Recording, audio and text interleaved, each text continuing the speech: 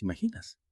Estás en tu cocina, tan tranquilo, y de repente escuchas una risa rara, como saliendo de la pared. Uf, da escalofrío solo pensarlo. Pues eso le pasó a una familia en Zaragoza, en 1934. El famoso caso del Duende de Zaragoza, un misterio que todavía sigue dando que hablar. Hoy vamos a intentar descubrir si fue algo paranormal o un engaño muy bien montado. ¿Preparado para la inmersión? Totalmente. Lo que hace ese caso tan especial es que no fue un simple ruidito sin explicación, la cosa fue más.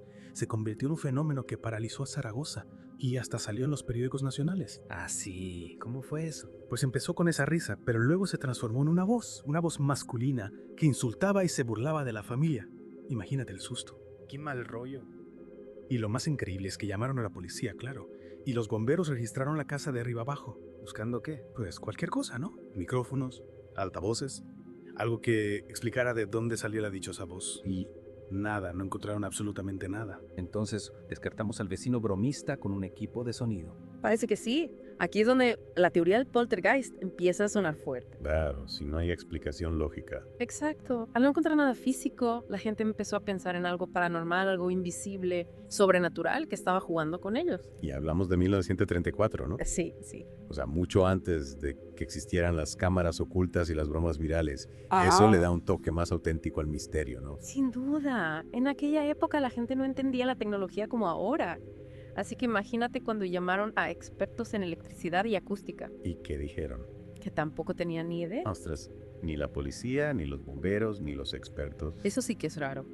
Totalmente. Y ya sabes, la palabra duende ya tiene un significado especial en el folclore español, ¿no? Ah, sí. Cuéntame.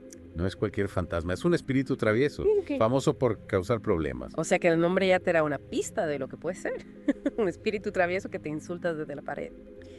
Uf, qué mal rollo. Espera, ¿solo la familia escuchó esta voz o hubo más testigos? Ese es un detalle clave. Los vecinos también la escucharon. Salía de las paredes. No era solo cosa de la familia. No era una alucinación colectiva. Pues no lo parece. Mm. Si fuera una persona o incluso la familia entera, bueno, podría ser, ¿no? Pero cuando los vecinos también lo escuchan, ahí ya la cosa cambia. Y mucho. ¿Qué otras explicaciones se barajaron? Bueno, algunos seguían pensando que era una broma, pero muy, muy elaborada, con tecnología que ni se conocía en la época. Ya, pero nunca se encontró ninguna prueba, ¿no? Exactamente. Si fuera una broma, hay que reconocer que los bromistas eran unos genios. Nadie confesó nunca. Y piensa en la tecnología que se necesitaría para hacer algo así en 1934. Es alucinante, ¿verdad? Ah. Y eso es lo que hace este caso tan interesante. Si fueran solo ruidos sin explicación, bueno, podría ser algo acústico, ¿no? Mm. Pero es que la voz tenía personalidad, parecía tener voluntad propia. Eso sí que da miedo. ¿Y cómo era la voz? ¿Hay alguna descripción? Aparte de ser masculina, claro. Las descripciones varían un poco, pero la mayoría coincide en que era una voz áspera, como burlona, con un tono malicioso. Uf, imagínate la angustia de la familia escuchando esa voz todo el rato sin saber de dónde salía, sin poder pararla. Debió de ser una tortura psicológica. Totalmente, es como esas historias de gente que dice que la atormentan entidades o demonios. Hay algo maligno, algo que quiere hacer daño. Oye, ¿y la gente de Zaragoza cómo reaccionó a todo esto? Sí, imagínate, fue la comidilla de la ciudad. Claro. Había gente asustada, otros intrigados y los típicos escépticos que decían que todo era un cuento. Es curioso cómo la gente reacciona a lo desconocido. Unos lo ven como una prueba de lo sobrenatural y otros buscan cualquier explicación lógica. Es verdad. Nuestras creencias influyen en cómo vemos el mundo, sobre todo cuando pasan cosas que no entendemos.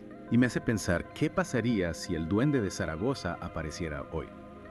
Con las redes sociales, la información instantánea. Sería un bombazo. Imagínate los vídeos en YouTube, los tweets, los expertos opinando en la tele. Sería un fenómeno global en cuestión de horas. Y eso nos lleva a otra pregunta. ¿Seríamos más crédulos o más escépticos hoy en día? Es difícil de decir. Tenemos más información, pero también más desinformación. A veces es difícil saber qué es real y qué no. Totalmente. Es un arma de doble filo. ¿Qué se necesitaría para demostrar o refutar la existencia de algo como el Duende de Zaragoza? ¿Qué pruebas serían suficientes para convencer a los más escépticos? Buena pregunta. ¿Qué haría falta para que la ciencia aceptara fenómenos que están fuera de nuestro entendimiento actual? Esa es la gran pregunta, ¿no? ¿Cuáles son los límites de nuestra percepción? Hay cosas que no podemos ver ni medir con nuestras herramientas actuales. Uf, es para darle vueltas a la cabeza. Y creo que esa es la magia de misterios como el del Duende de Zaragoza.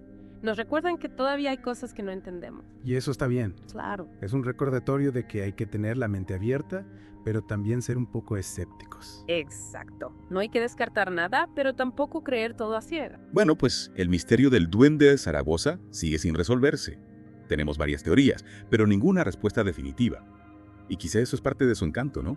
Sí, es una historia que nos invita a pensar sobre nuestros límites, sobre lo que es real y lo que no, sobre la persistencia de lo inexplicable. Y hablando de contexto, me surge una pregunta. ¿Hay alguna conexión con leyendas o folclore de Zaragoza? Quizás el duende se aprovechó de las creencias de la época. Esa es una pregunta muy interesante. Aragón tiene un folclore rico en seres mágicos y criaturas fantásticas. Hay historias de duendes traviesos, de lugares encantados e incluso de espíritus que viven en casas viejas. ¿En serio? Sí, sí. Es posible que la gente de Zaragoza, al no encontrar una explicación lógica, recurriera a esas historias para intentar entender lo que pasaba. Tiene sentido. Como si el duende encajara con las creencias de la época. ¿Y qué tipo de criaturas o espíritus son comunes en el folclore aragonés? Bueno, por ejemplo, está el diable, una figura traviesa que a veces se describe como un duende y que hace bromas pesadas.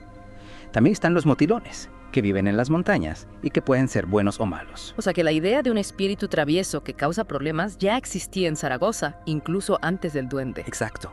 Esas historias forman parte de su cultura y es normal que la gente las usara para explicar algo tan extraño. Y eso nos lleva a otra pregunta. Si el duende era real, ¿podría ser uno de esos espíritus del folclore aragonés o algo totalmente diferente? Es una pregunta muy interesante y que probablemente no tenga respuesta. Lo que sí podemos decir es que la descripción del duende de Zaragoza coincide con algunos de esos espíritus. Un espíritu travieso que habla a través de las paredes y que le gusta molestar. Suena familiar, ¿no? La verdad es que sí. Como si el duende se hubiera inspirado en la cultura local. ¿Y qué hay de las explicaciones científicas? Se investigó si la casa tenía alguna anomalía acústica. Sí, se consultó a expertos, pero en aquella época la tecnología no estaba tan avanzada. Quizá la causa del fenómeno era algo que no podían detectar con las herramientas de entonces. Es curioso cómo la tecnología influye en cómo vemos lo paranormal. Hoy en día tendríamos grabaciones, análisis de sonido, incluso intentaríamos hablar con el duende, con algún aparato. Imagínate. La tecnología nos da nuevas formas de investigar, pero también hace que sea más fácil crear engaños. Es verdad. Y con las redes sociales, cualquier cosa rara se vuelve viral enseguida. Totalmente. Imagínate el caso del duende. Hoy en día tendríamos vídeos en YouTube, gente opinando en Twitter, un caos. Y seguramente algún influencer intentando contactar con el duende en directo. Seguro. La información y la desinformación se propagarían a una velocidad increíble. A veces me pregunto si tanta información nos ayuda a entender mejor estos fenómenos o si solo crea más confusión. Es difícil saberlo. Por un lado, tenemos más información y diferentes puntos de vista, pero por otro lado también hay mucha información falsa. Es complicado separar lo real de lo falso. Volviendo al duende de Zaragoza, ¿qué podemos aprender de este caso? ¿Qué nos dice sobre lo desconocido? Yo creo que el duende de Zaragoza nos enseña a ser humildes. Nos recuerda que, a pesar de todos nuestros avances, hay cosas que no podemos explicar. Es importante reconocer que no lo sabemos todo. Hay misterios que quizás nunca resolvamos. Exacto. Y esa apertura a lo desconocido es lo que nos hace seguir aprendiendo y explorando. El duende de Zaragoza, con todas sus preguntas sin respuesta, nos recuerda que el mundo es mucho más complejo de lo que pensamos. Y esa fascinación por lo desconocido es lo que nos ha traído hasta aquí, a explorar lo misterioso y a buscar respuestas, aunque no siempre las encontremos. Así es. Y aunque el misterio del duende de Zaragoza siga sin resolverse, el debate que genera es muy valioso. Totalmente. Oye, y hablando del duende, hay algo que me está intrigando. Me pregunto cómo afectó psicológicamente a la familia Grijalva. Vivir con ese acoso constante, con esa incertidumbre, debió de ser terrible. Es que imagínate estar siempre con la duda, con esa sensación de que algo te observa y se ríe de ti. Debió de ser horrible. Imagínate el estrés, la ansiedad de no saber cuándo volvería a aparecer, la impotencia de no poder hacer nada. Eso afecta a cualquiera. Y en aquella época, la salud mental no se entendía como ahora. ¿Crees que la familia recibió algún tipo de ayuda psicológica? Lo dudo mucho. En 1934, temas como el estrés postraumático o la ansiedad no se conocían bien. Probablemente tuvieron que lidiar con todo eso ellos solos. Es triste, pero es la realidad. A veces nos centramos en lo misterioso, pero nos olvidamos del impacto que estas cosas tienen en la gente. Claro. Detrás de cada historia de fantasmas hay personas de carne y hueso que vivieron esa experiencia y que sufrieron las consecuencias. Y el caso del duende de Zaragoza nos recuerda que no hay que olvidar el lado humano.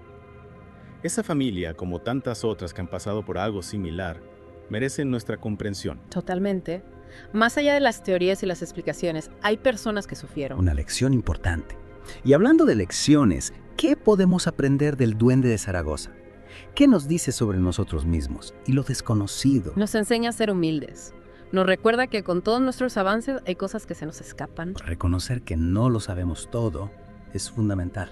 Hay misterios que quizás nunca lleguemos a resolver. Exacto. Y esa apertura a lo desconocido es lo que nos impulsa a seguir aprendiendo. El Duende de Zaragoza, con sus preguntas sin respuesta, nos recuerda que el mundo es más complejo de lo que creemos. Y esa fascinación por lo desconocido es lo que nos ha traído hasta aquí, a explorar lo misterioso y a buscar respuestas, aunque no siempre las encontremos. Así es. Y aunque el misterio del Duende de Zaragoza siga sin resolverse, el debate que genera es muy valioso. Totalmente de acuerdo. Y ahora, querido oyente, te toca a ti. ¿Qué crees que pasó en esa casa de Gascón de Gotor? Era un espíritu, una broma, un fenómeno extraño que no se pudo explicar. No importa lo que creas, lo importante es tener la mente abierta y la curiosidad despierta. El mundo está lleno de misterios. Gracias por acompañarnos en esta inmersión. Hasta la próxima y no dejes de explorar lo desconocido.